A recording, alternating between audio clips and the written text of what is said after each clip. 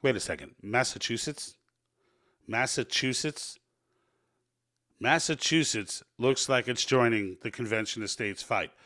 Let's get on with it.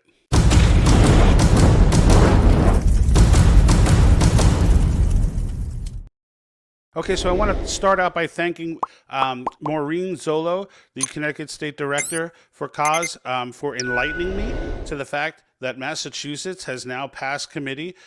They're officially moving forward with their resolution for Convention of States to get a full vote. That is amazing. Did not see that coming. We reported earlier that we told you that there was a get together or they were speaking to committee and dozens of cause supporters were there. Excellent job on their part. I watched almost the entire thing, giving very articulate positions and giving very educated positions on cause, helping to educate the legislators on Article 5. So really, really good job on their part for that.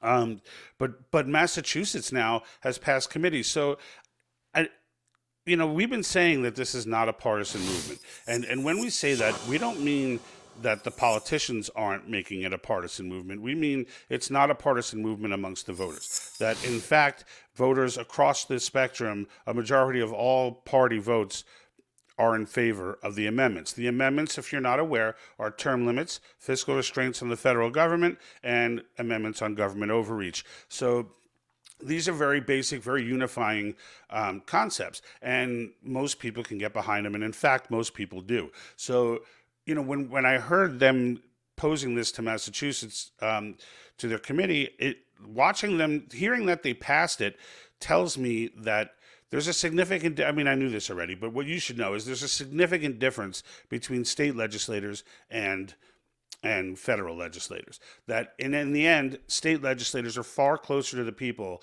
than are federal legislators. And this is why they were tasked with the power to be able to call the convention. And this is why governors are not involved. This is why this is why federal legislature is not involved. The president's totally uninvolved. Courts are totally uninvolved. Why? Because the idea was this was the people speaking directly.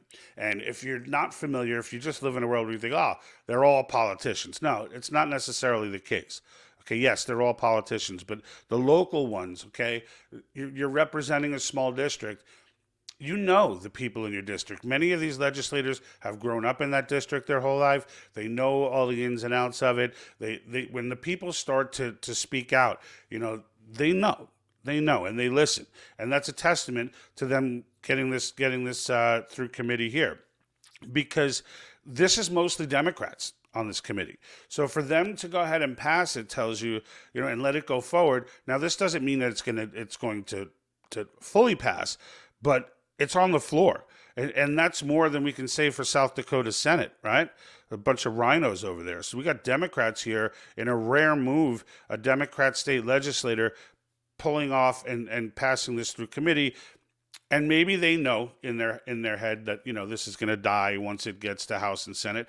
I don't think so, though. I think there's a fight to be had here, because I think, unlike many other issues, right? This is pretty universal. This is pretty universal. So we're looking forward to seeing what comes out of Massachusetts. We'll keep you abreast of that. Make sure you're subscribed. We still have tons of movement going on this session. We've got Kansas, Iowa still out there. They're moving forward, it looks like. We've got Iowa still moving forward, Pennsylvania. So a lot of good stuff coming. Upcoming, and there were some 19 states left. It might be 18 now that I guess we're going to discard South Dakota. But so now we've still got 18 states left. That would, if all 18 went through, that would bring us to 35, and we'd be calling the convention this summer.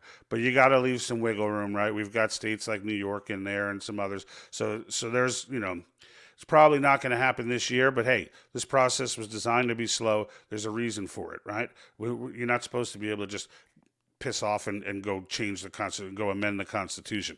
So in the end, this process is moving slow, but it's moving.